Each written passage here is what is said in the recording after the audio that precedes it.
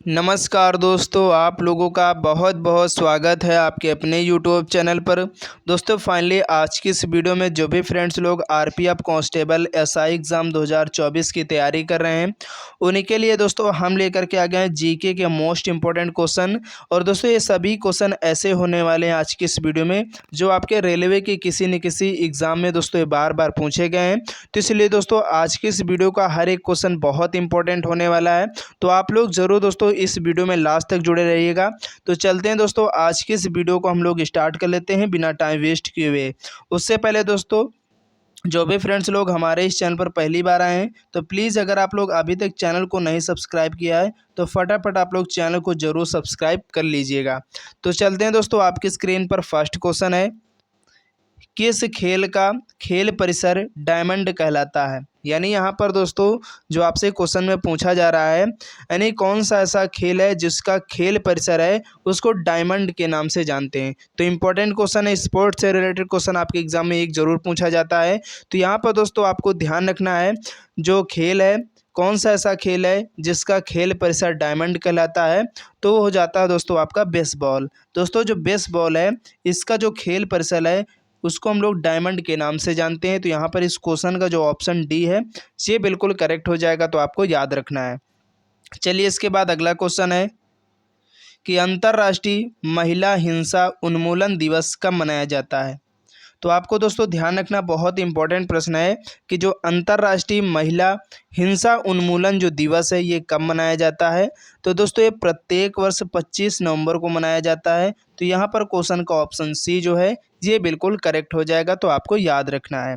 चलिए इसके बाद अगला क्वेश्चन है कि काव्यादर्श नामक ग्रंथ की रचना किसके द्वारा की गई थी। देखिए ये भी बहुत इंपॉर्टेंट प्रश्न है, आपके एग्जाम में कई बार बार पूछा गया क्वेश्चन है कि जो काव्यादर्श नामक ग्रंथ है इसकी दोस्तों जो रचना है वो किसके द्वारा की गई है।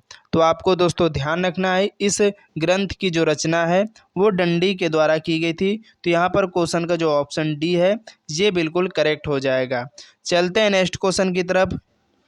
और नेक्स्ट क्वेश्चन है दोस्तों कि ज्ञानपीठ पुरस्कार प्राप्त करने वाली पहली महिला कौन थी। यानी दोस्तों भारत में जो प्रथम महिला और जो प्रथम पुरुष है, ये दोनों टॉपिक से आप कोई भी एग्ज़ाम्स की तैयारी करते हो, चाहे आप लोग रेलवे की एग्ज़ाम्स की तैयारी करो या अदर एग्ज़ाम की, सभी में दोस्तों यहाँ से क्वेश्चन पूछा जाता है।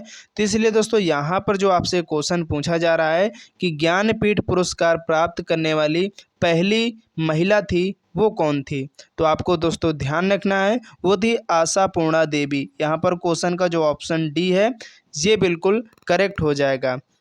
अगर दोस्तों बात करें जो इनको ज्ञानपीठ पुरस्कार मिला था, तो इनको ये जो पुरस्कार है कब मिला था, तो 1976 में, यानी 1976 में दोस्तों इनको ये पुरस्कार प्रदान किया गया था। और बात करें दोस्तों इनकी जो कृति है किस कृति के लिए दिया गया था, तो कृति भी आपको याद रखना है, यानी रचना। तो दोस्तों उनकी रचना का जो नाम है वो प्रथम प्रतिश्रुति। क्या दोस्तों, प्रथम प्रतिश्रुति दोस्तों इनकी ये रचना है। इसी पर दोस्तों इनको 1976 में ज्ञानपीठ पुरस्कार जो है दिया गया था। तो आपको ध्यान रखना, बहुत इंपॉर्टेंट प्रश्न है। चलिए इसके बाद हम लोग नेक्स्ट क्वेश्चन की तरफ बढ़ेंगे। और नेक्स्ट क्वेश्चन है कि प्रथम महिला एयर वाइस मार्शल कौन थी। यानी यहाँ पर आपसे पूछा जा रहा है दोस्तों कि जो प्रथम महिला एयर वाइस मार्शल हैं वो कौन है, तो दोस्तों वो थी पद्मा बंदोपाध्याय। यहाँ पर क्वेश्चन का जो ऑप्शन ए है ये करेक्ट हो जाएगा। चलिए इसके बाद अगला क्वेश्चन है कि भारत का प्रथम मुख्य न्यायाधीश कौन था। देखिए सभी क्वेश्चन आपके हर एक एग्ज़ाम में हमेशा पूछे ही जाते हैं। तो आपको दोस्तों ध्यान रखना है, यहाँ पर आपसे जो पूछा जा रहा है कि भारत का जो प्रथम मुख्य न्यायाधीश था वो कौन थे। तो आपको मालूम भी होगा दोस्तों जो भारत के प्रथम मुख्य न्यायाधीश थे वो हीरालाल जे कानिया थे। यहाँ पर क्वेश्चन का जो ऑप्शन सी है ये करेक्ट हो जाएगा। नेक्स्ट क्वेश्चन है कि भारत में सबसे ऊंची मूर्ति कौन है। यानी अगर बात करें दोस्तों भारत की, तो भारत में दोस्तों जो सबसे ऊंची मूर्ति है वो किसकी मूर्ति है और उसको किस नाम से जानते हैं। तो यहाँ पर दोस्तों आप लोगों ने पढ़ा होगा स्टैचू ऑफ यूनिटी, दोस्तों जो स्टैचू ऑफ यूनिटी है ये भारत की सबसे ऊंची मूर्ति है।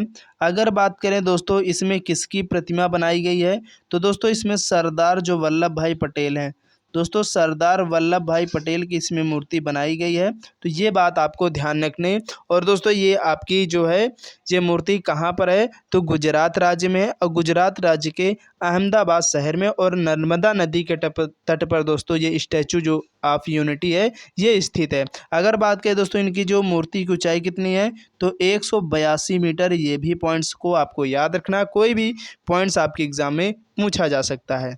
चलिए इसके बाद अगला क्वेश्चन है कि भारत में सबसे लंबा राष्ट्रीय राजमार्ग कौन सा है।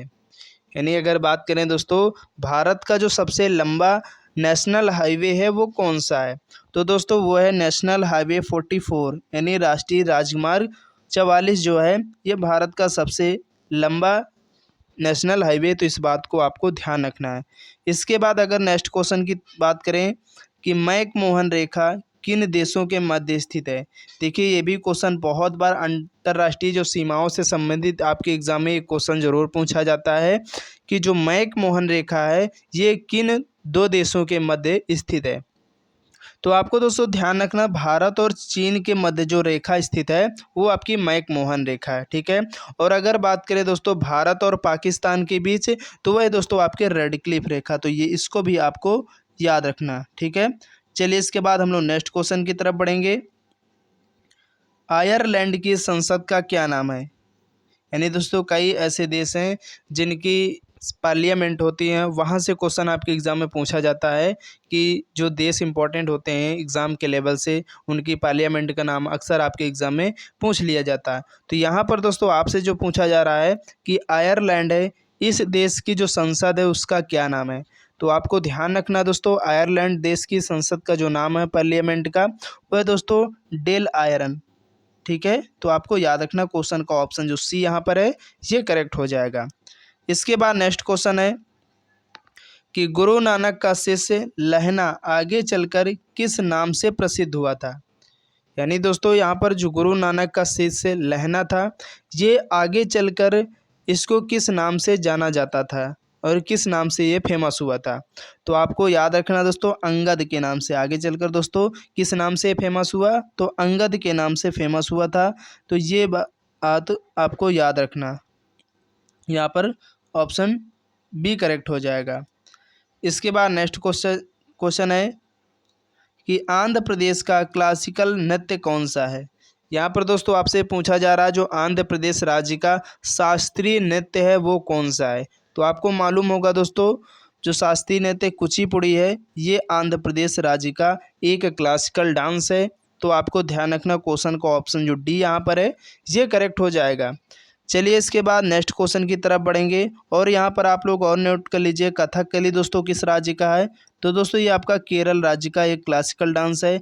ओडिसी दोस्तों कहाँ का है, तो ये दोस्तों आपका ओडिशा का है, इसी के नाम पर इसका नाम मिल जाता है।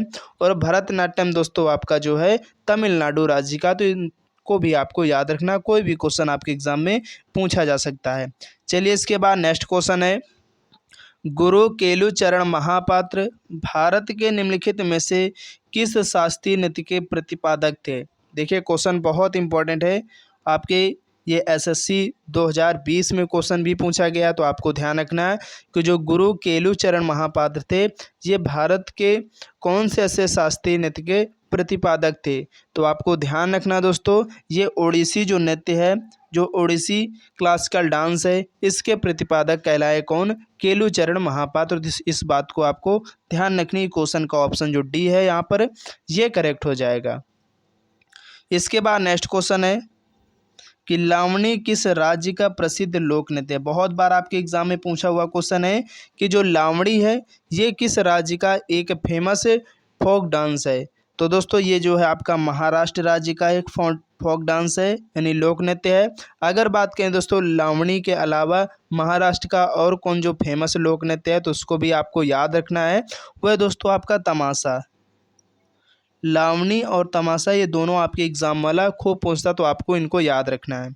चलिए इसके बाद नेक्स्ट क्वेश्चन है कि माइकल जैक्सन किससे संबंधित हैं।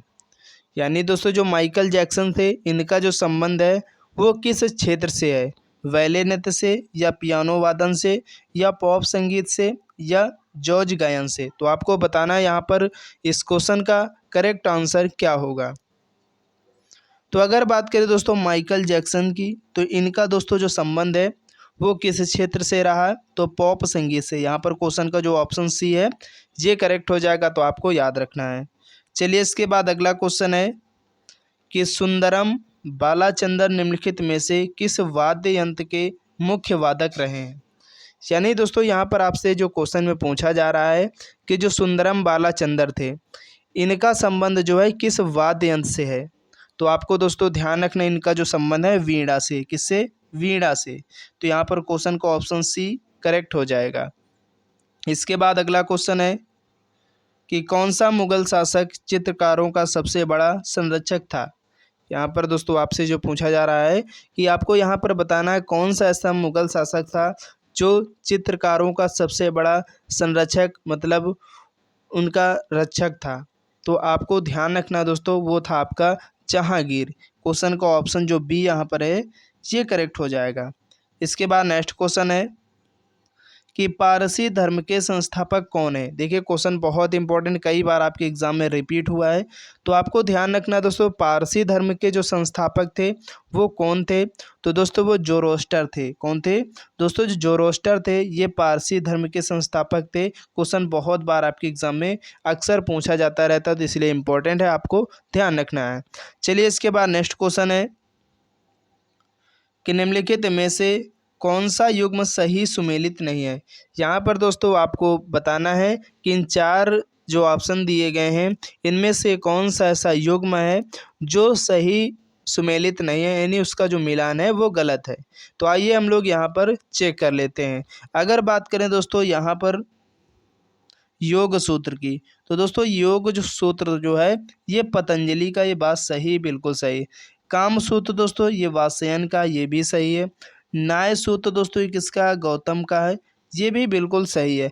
अगर बात करें दोस्तों यहाँ पर गीता रहस्य की, तो दोस्तों गीता रहस्य जो है गांधी जी का नहीं है। तो यहाँ पर इस क्वेश्चन का जो ऑप्शन डी है ये बिल्कुल करेक्ट हो जाएगा।